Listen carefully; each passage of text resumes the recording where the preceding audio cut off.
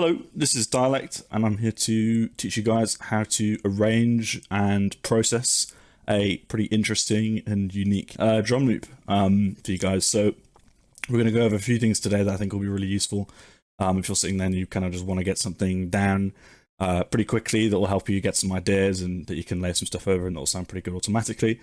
We're going to cover how to process and mix in the sounds at like a relatively early stage so they kind of sound good. We're going to learn how to make the kick and snare punch really hard. We are going to explore some sidechain preferences. There's a whole bunch of different types, so we're just going to quickly cover the ones that you can go for and show you the one that I use. And then finally, we're going to go and have a look at what you can do once you have the loop prepared. Once you have like a little 4-bar loop or 2-bar loop or whatever going. So yeah, we've got 3 sections to cover. We've got ideas, we've got the processing for the kick and snare specifically, and then we've got some sidechain and post-processing talk. So we're going to start with the ideas.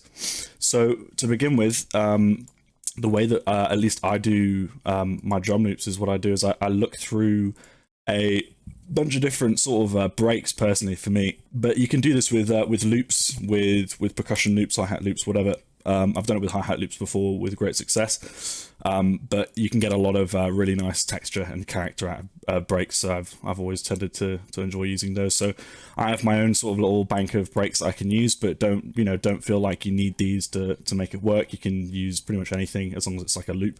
The only thing I'd say is that generally the more unique or interesting it sounds, or the more texture it has, if it's got some vinyl scratch, the better, because then we're going to bring all that out with compression. So what we're going to do is we're just going to have a look through here. Let's find one that's interesting. Yeah, sure, we'll just go with that. So what we do with this technique basically is we're going to take breaks like this and we're going to just fuck them up. We're just going to do a bunch of stuff to chop them up and make them sound sort of interesting and have like a different pattern and stuff. So there's a bunch of different ways you can do that. What I generally like to start to do at least is to find, a bit like this that sort of sounds good. The easiest way is just to duplicate this. I duplicate it 3 times or twice, so there's 3 copies of it, and then I leave the last one like that. Because what that does is it just sort of gives an ending phrase to my drum loop automatically. So what I do from there, just listen to how that sounds. Turn the BPM down a bit to like hip hop.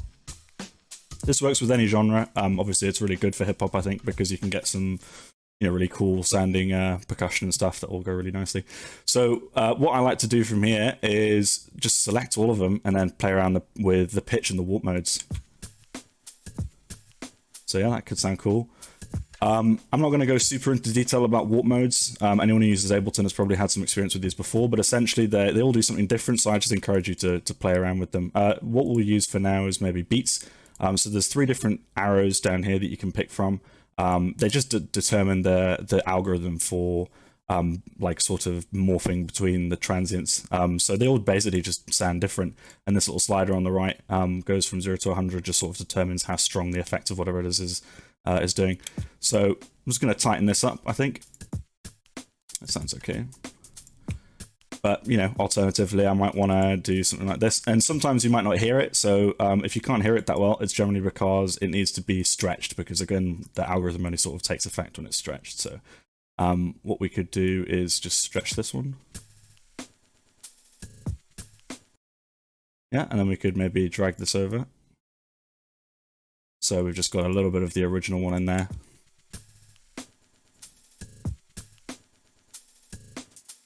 Yeah, cool. We could go with that, and I've just duplicated that over again. And then what I like to do at the end again is just laziness basically, but it's easy variation. If I hold Control, Shift, and Alt, I can drag around for all of these different things and find a different point. Yeah, cool. So that might sound cool. I'm not going to spend too much time on the individual ones. I usually would spend a bit more time sort of maybe messing with the audio, but for now, just stick with this because we can always make it more interesting with the other layers. So generally, the 2 things that I would do at this point, I'm not going to overcomplicate it, right? Because the most annoying part of making a drum loop sometimes I find, at least when it's trying to sound like interesting, is I spend too long just on processing and trying to make each individual thing sound really good. But in reality, you can do that later. So really cool little trick that I do. Obviously, I just put a bit of EQ on there just to sort of tame it a little bit. So I generally like to shave off the kick and snare areas. I'm just going to reverse these. I think that'll sound a bit better. Yeah, just quickly do that. Cool. So yeah, what I would generally do is just shave off the low end, and then following that is a glue compressor. And what I'm doing with this glue compressor is basically using it as a volume slider. And I learned this from a Matt Zoe video, who's really good at mixing. And essentially he says that it's a lot better than using the volume slider like over here, because what you're doing is you're reducing the sort of dynamic range of a sound. So right now you can see that the transients and stuff are obviously a lot louder than the space in between. So if I turn this down, essentially what it's going to do is it's just going to look like this, you know. So I'll lose all of this stuff in between. And sometimes with breaks, especially, that sounds really nice. So what we're doing with the glue compressor is, instead of reducing the volume like that, we're reducing the threshold, and that's just basically reducing the distance between those quiet parts that could sound really cool and the transients. So it basically brings it back further away in the mix, and just helps it blend really nicely. And this is a trick that I use for loads of different things, but it's particularly good in this instance. So you can hear now, it's obviously a lot quieter. You turn the attack and release all the way down, of course, as well, because that means it's just happening straight away, and it's just, you know, happening very quickly. And that's it. Basically, if I want it to stand out a little bit more, I turn the makeup up, and that'll just help it pop a little bit. But for now, I'll just move on. So I'm going to do that same exact process chain for, you know, 2 or 3 more breaks, basically. So yeah, I'm going to grab another one. So another thing you can do with the audio, if you turn off warp and you put it, well, you actually can leave it on warp. You can basically just hold shift at the end and mess with the stretch manually like that. And that can sometimes give you some really interesting results, especially if you're chopping. Because one thing to remember is, whenever you mess around with the audio, you can still maintain a pattern. You know, if I just simply copy this and duplicate 4 times and, well, 3 times and leave the end one, that counts, even if I haven't heard of it.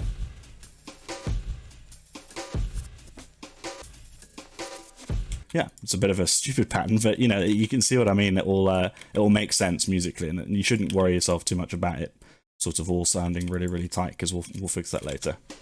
So I'm just going to scroll around. So I like that first bit. I'm going to find a different bit here.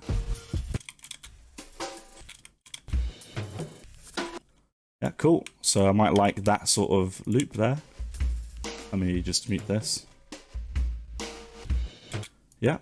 Okay, and then I'll just change this last bit here. Again, we're just changing the ending phrase. Control E, by the way, to split that off. And now I'm just duplicating with Control D. I'm going to assume you know most of the Ableton controls. Okay, maybe find something else. Cool. We'll duplicate that, and then we'll just leave this one this time. Cool, and then we'll see how this sounds with here. We do the exact same trick. Leave it on loop.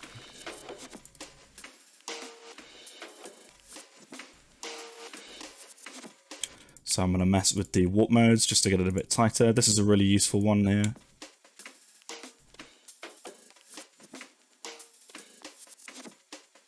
There we go, cool, sounding interesting. Again, just the same process. So sometimes it's useful to have one that is maybe a bit less messed up, because then you can sort of afford to do some more crazy stuff and have it make sense. So I don't really want to leave this just as is. So what I'll do is I'll put it on the short arrow there, which just again is reducing, it's making things a bit more snappy. I'll pitch it down.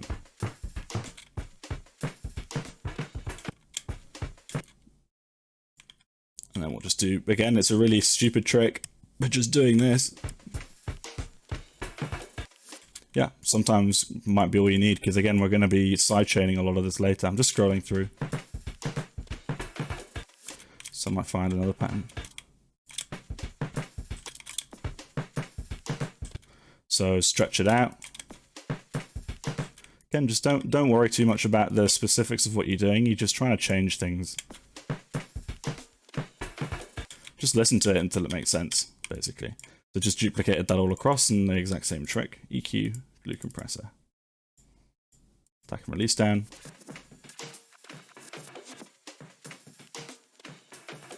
Cool.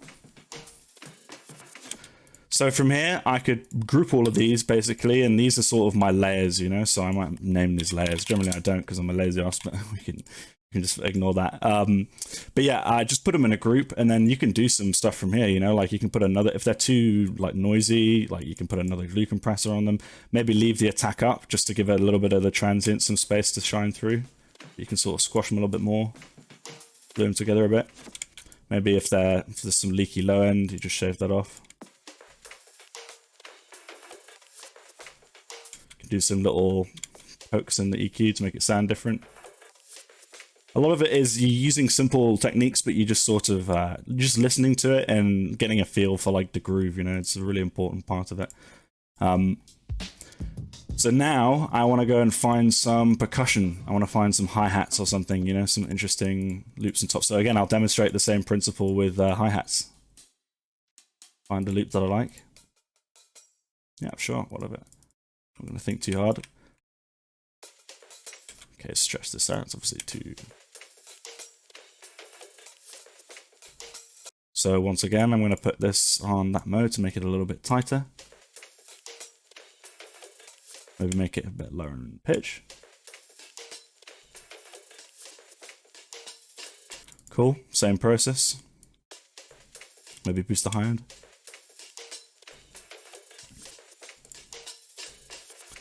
Now again, I don't want to poke away too much of the transient because it's a hi-hat. I want it to poke through a little bit more, so I'll just do a bit of makeup and leave the attack.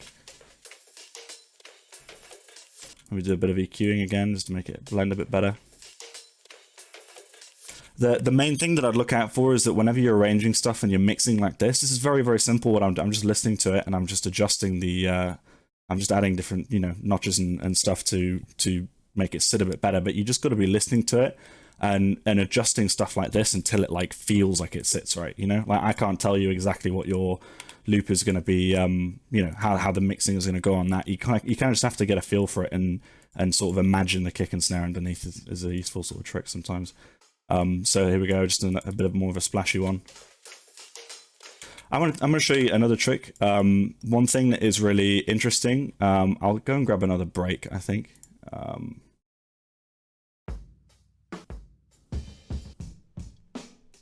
I'll grab this one.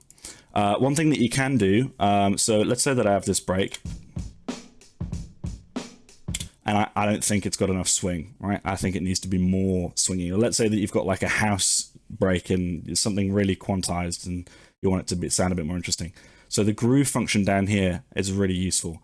If you click this little button here, this little sort of looks like a refresh button, and you scroll down to sort of like the hip hop area.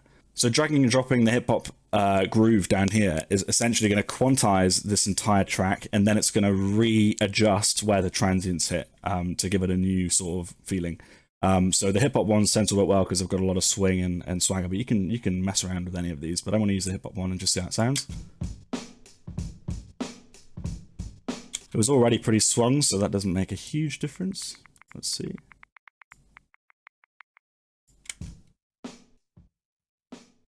Interesting.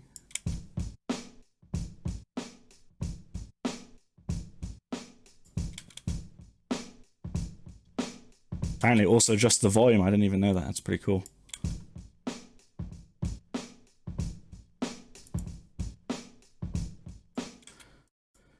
Okay, so once I'm happy with that, that's just something else that you can do. You just do the same kind of thing, maybe a little bit less of the, and then combine that with the hi-hats and stuff. Just adjust it a bit more so it fits.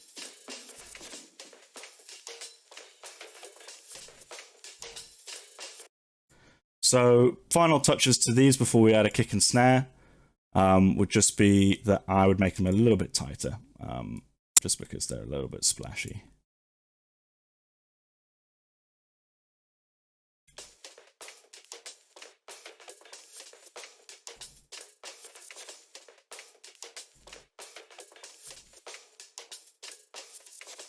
And sometimes you'll find that you add a lot of layers and you don't even need some of them. So this one, for example, I could bring in later, but right now I don't think I need it. So we'll just turn that one off. So with the basic arrangement and stuff covered, we've gone over the chopping and sort of the different techniques you can do to get a different sort of rhythm and arrangement and things. We talked a little bit about the general mix technique is just, you know, cleaning up with EQ and then adjusting the volume and sending it further away in the mix with the glue compressor. We're now going to move on to the kick and the snare, which is the second section. So we're going to talk about how you know, how to choose a kick and snare and then how to sort of process it to make it sound nice and fat and juicy. Anyway, so once you've got this together, even if it's something that might sound a little bit messy or sound like you can't imagine it even working, just, it doesn't really matter. Like, this is the beauty of what we're doing here, is that it generally sort of comes together when you add the kick and the snare. So now what we're going to do is, again, we're just going to find a kick and snare. Now, the ones that I generally go for, I just like, I just look for something that has a nice amount of sort of body to it. And that could be in low end, mid-range, but the ones that I don't like are the ones that have a really, really even spread, like really, really high-end sort of dubsteppy snares. So I generally go for like hip-hop drums, even if I'm making bass music, because they just sound a lot more interesting. So I'll go through here and I'm just going to look for one that sort of has a nice sort of weight to it. And that's completely up to you. But generally, the more interesting, the better. And as long as it sounds sort of thick, you can always boost the thickness of it later. But for example, that wouldn't be so good because it's very, very mid-rangey and sort of doesn't have a lot of low end. You know, you want something with a little bit of punch. Cool. And what I do is I don't worry about this setup down here. This is just the way that I do my kicks and my drums. So this is just a drum rack. You can drag this in and do this yourself as well. I just like using this instead of audio just because it means I can drag a lot of different kicks in.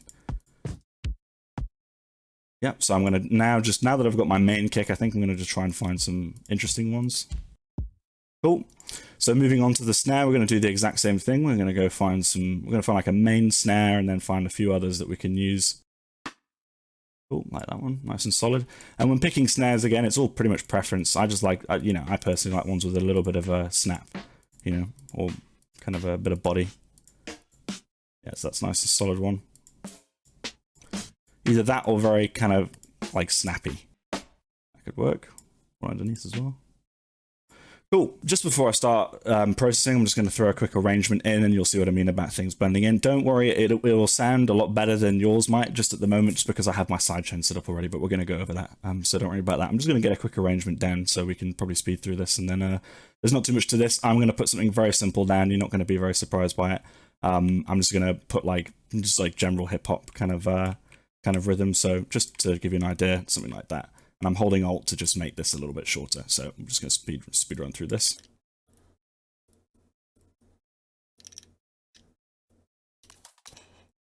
Cool. So once we've done that, basically we are free to experiment with both of these now. So of course, because I'm using the drum rack, I have a choice of different drums. Let me just make this a bit shorter.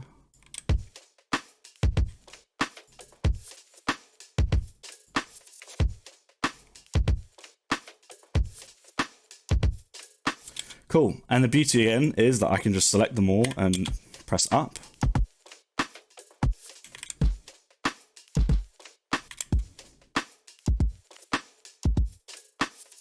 So what I might want to do is change the offbeat kick.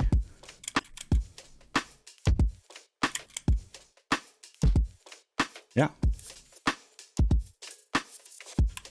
Just delete that one there. Same with the snare, just change it for like.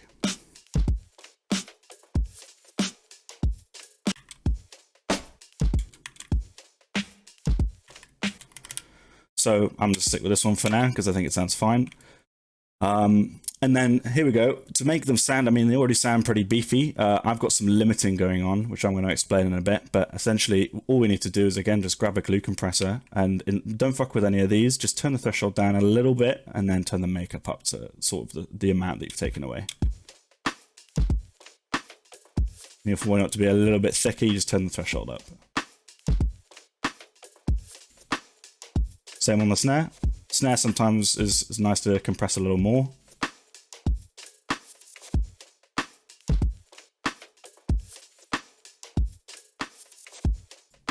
Again, it's just about using your ears and adjusting with the mix. So from here, again, I've got some limiting and sidechaining going on. So there's a few different ways that you can do sidechaining. There is volume automation, which is what I use, which is, I'd say, the cleanest, because you're just literally cutting out a shape of the rest of your sounds. There is sidechain compression, which is generally a little bit messier, but it sometimes has a nicer character to it, and that is basically where you are using the actual audio, so the waveform of the kick and the snare themselves, to sidechain, so to remove the sort of volume out of the other sound. So I'll show you how you can do some volume automation sidechain. Sidechain compression we'll cover in the sidechain video. So what you do is you make sure that you have a group of everything. So let's say that I'll just turn my sidechain off just to demonstrate how this works. So essentially, you just need a group that has sort of everything that you want to sidechain in it, basically. So this is not drums for me. So you go to the mixer, you go to track volume, and you can essentially just make a curve like this. So you put two little points here and you make a curve like that. And then you hold Alt to adjust the sort of curviness of the curve, and then you can adjust the length from there. So generally what you'd want to do is just make sure you have the transient of whatever kick you're using, so that would probably be around this length. And then again, you want to make sure that it's hitting basically whenever your drums are hitting. So we'll just do this for now and see how this sounds. So you see that's now sidechaining. The issue with this technique, again, is the fact that you have to kind of copy and paste this shape over where all of your kicks and snares are, and it doesn't sort of do it automatically. So again, this is why I have my own setup where these are sort of linked to volume automation that I can control. But that's sort of how you would be able to just duplicate whatever my sidechain is right now. So we've covered how to make the kick and the snare a little bit juicier. Now I will talk about the limiting, which is a really important part of the entire process. Making things sound really like loud is something that sort of I feel like people maybe over process the drums because they're just not loud enough. So what we've got going on here is essentially the drums is just the kick and the snare, and the not drums is just everything else, basically. So don't worry about this. It's even if you have a different template for yourself, it won't make a difference. But essentially what you want to do is you want to have a group for your kick and the snare and a group for everything else. So don't worry about outs. You'll just have two of these, basically. So what I like to do is put a limiter on the drums, and I make it pretty loud. So I turn it up to 6.9 gain. It's not important, you just adjust it until they sound fat. I've got a template that sort of has 69, 6.9, whatever, automatically. But you'll see what I mean. If I turn this off, it'll make a huge difference. See, the glue compression helps, but they're just not loud. They're not smacking. Turn it on, and they're basically all brought to 0 dB. So you see if I turn it off, oh, well, if I turn it on, I can show you here that basically it's maxing out the volume of the drums. So making sure that it's really sort of hitting the loudest it can go without clipping, which is really important. And it's the same goes for everything else, but you do it a lot less. So I do 2.8 because there's going to be a lot more things in this delimiter than the other one. But again, it makes a huge difference. Even a little bit. Just makes things a little bit more present.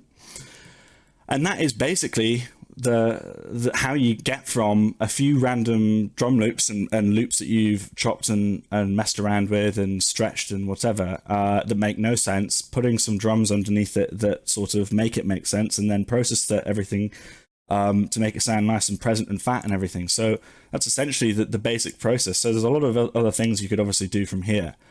With this basic sort of 2-bar loop, you can loop the whole thing here and then duplicate it over, and then you can treat this as a new section. So let's say that I want to have some different stuff going on here. I'm going to just select in between all of these loops, and then I'm going to select all of these after, and I'm going to just do some stuff with the audio. So let's see if I can put it on a different warp mode. I'll show you what texture does. So texture is sort of like a granular thing. So you'll see what I mean. So that makes it sound pretty weird. Could pitch it around.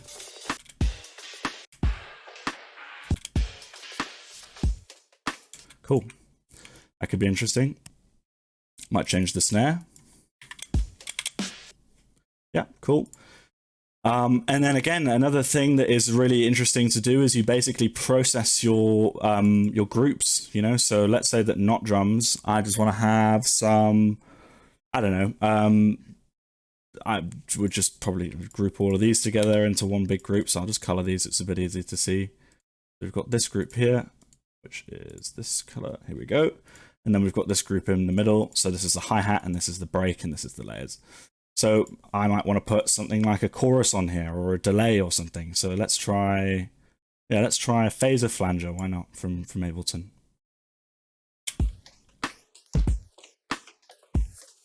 Just adjust the dry wet. That could sound interesting. Maybe put a delay on there. Change it from sync to time and just adjust it so you get some weird stuff going on. That could sound really interesting. So what we might want to do is maybe automate the dry wet of this. So we could do something like this maybe, and then make it fade out. And then we can adjust the time itself, and that will give us a cool effect that you heard there. It's a bit extreme. Interesting. Maybe just change when it dies away.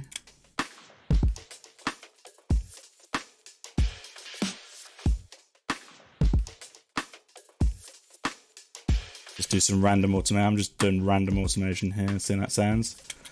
So yeah, you could do a whole bunch of stuff. And then finally, if you want to really push the compression and stuff on these loops, then you can just add an OTT, turn the depth down a little bit. It's the same one as it's in Ableton. You're just turning down, basically the depth is like sort of the amount, I suppose, and then outgain is obviously just the gain. Sometimes that can really help bring it out. And then obviously if it's a lot, you know, if it's too loud after that, you just use the glue compressor again.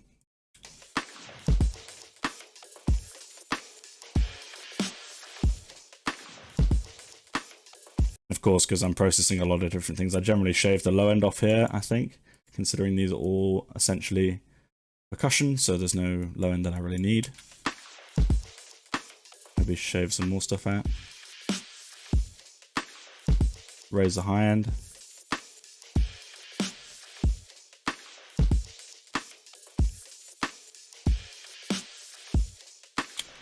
Yeah, and honestly, from here you can just keep adding stuff. So I'm going to add just a chorus, basically, which is just micro shift from Sound Toys. I just really like this chorus. Just makes things a bit louder, makes things a bit wider. And you see what I mean? From here, there's just loads of places you could go. You could just start adding some bass, some samples, all sorts of stuff. But you've got a place to start from. And obviously, the more interesting you make this, the better. You know, you could just make some stuff like this happen. Maybe this kick is a little bit too punchy.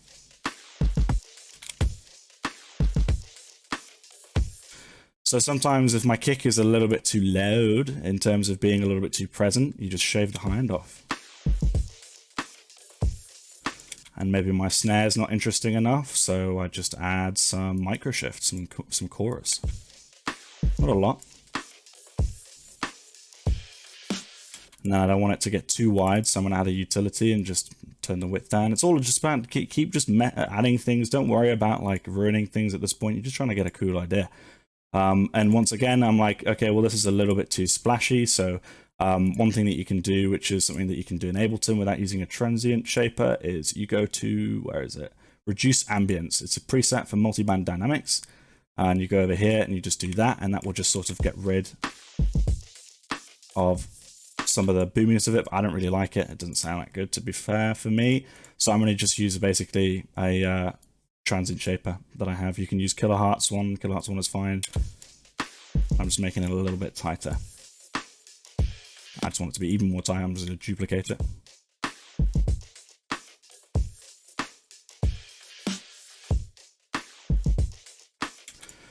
And if I'm sitting in, I was like, there's not enough low end. I don't feel like this is, you know, there's not enough, you know, punch and stuff. Then again, the thing that it's most likely missing is a break to sort of carry the groove. So I'm going to have a look for one of those.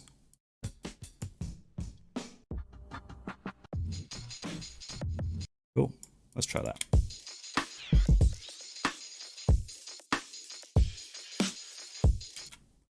Let's put it outside of this group so it's not getting processed.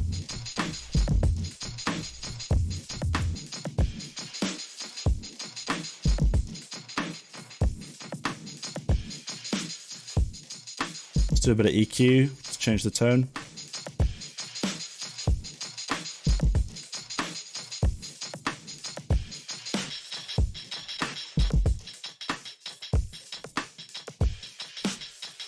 And there we go, sounding a lot better already. Put a bit of reverb on there. Change the size. There you go. And what I'll do is I'll quickly just speed run doing a couple of other things with it. I'll do some samples or something, and I'll show you where you can get to just from just this basic drum loop. Cool. And after how long? Maybe 15 minutes or less, probably, of just sort of, I haven't added anything new other than the sample. I've done some chopping with the sample, just arranged the things that we already had. And the only other thing that I did was just do some processing on the snare and just make it, I added a little bit of delay and I just shaved the low end off. And then finally just added this very, very simple intro sort of device to the master, just sort of turning the reverb up, but it's kind of a short decay time, and then the glue compressor is just making up in volume. And it's amazing what you can get with very, very little effort, and I didn't really think about half of what I was putting in here, and they sort of just work, you know, so they just kind of sound interesting enough to keep you engaged. And this is what we end up with.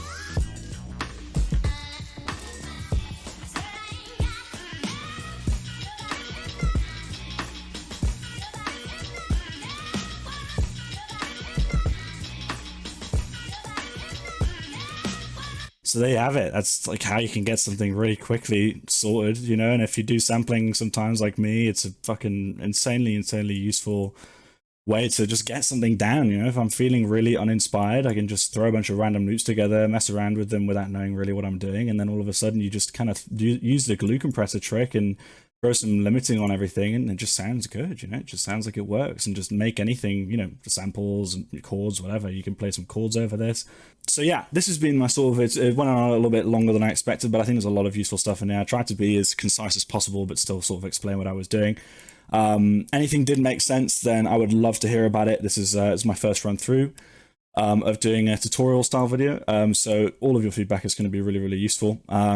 But yeah, the three main things that I just want to summarize is that the glue compressor and the EQ trick is brilliant. You know, I'd use that as often as you can, because it really helps with this problem of like losing some of the life of sounds when you turn them down. You're trying to mix them in. It stops you from having to worry so much about the EQ side of things and focus more on like where it feels like it's positioned. On top of that, it's just, you know, the arrangement stuff. The arrangement trick was the main sort of spice of where this came from. Just getting stuff in there, you know, just picking. It doesn't, you know, I didn't really think about what I was picking. It can be drum loops, it can be hi-hat loops. The more that you add and layer, you know, when you take some stuff away, you'll end up with these really nice rhythms and stuff. And as long as they make a sort of a sense in terms of the rhythm, which is what we explained with the pattern, you know, we just select the first part, duplicate it twice, and then leave the last one. As long as it sort of has a pattern of some kind, then it, you know, it will just work. You know, you'll just find combinations that work. So using that is really useful. And again, even for arrangement, you just can select the whole thing like we did and then duplicate it over, and then obviously make another variation. And then finally, limiting is what makes everything really smack. If I remove all the limiting from this, I'll show you how like weak this sounds now. I'll put the sample back on. You know, doesn't sound bad, doesn't sound, you know, because we've made everything else sort of fit within the mix, but with the limiting on, it just makes sure both of these are really pushing themselves. Yeah, that kick now really hits, and it's got like a nice nice boom to it, you know? I think maybe the snare could be a little bit louder.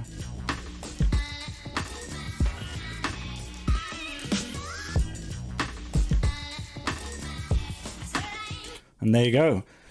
We have an interesting place to start, if anything. So yeah, like I said, it's the arrangement thing that we learned. It's the glue compression and EQ, just to get things to fit without you having to worry too much about them.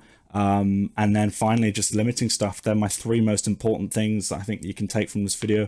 Once again, like, you know, all the extra things that we did, feel free to mess around with that. Like I said, adding choruses, different effects, reverbs on stuff. It's just going to help things sound more interesting. And as long as you have the glue compressor at the end that's sort of taming things, then you can add pretty much whatever you want beforehand, and it will make sure that it's all still under control. So yeah, this has been my slightly elongated drum sort of arrangement, ideas, processing, kind of combined video. I'll make sure that for the next one, I have maybe a script or something. I had some notes here today, but yeah, in any case, I hope you guys really enjoyed. And yeah, the next thing that I think I will be covering in the future will be stuff about sampling. I'll show you guys how I did the sample chops over here, because that's really fun and interesting. And then we'll do some sound design and bass design and stuff. Because I know there's a few people who want to know about that. So yeah, hope you guys enjoyed. I would love to hear what you think. If you liked the video, please let me know. If you didn't, then also please let me know. And yeah, to give the channel a sub if you want to hear me stumble my way through more tutorials. The more helpful I can be, the you know, the better, really. So yeah, let me know if there's anything you want me to cover. But with that, I will bid you guys farewell. Thank you very much, and I will see you later. Goodbye.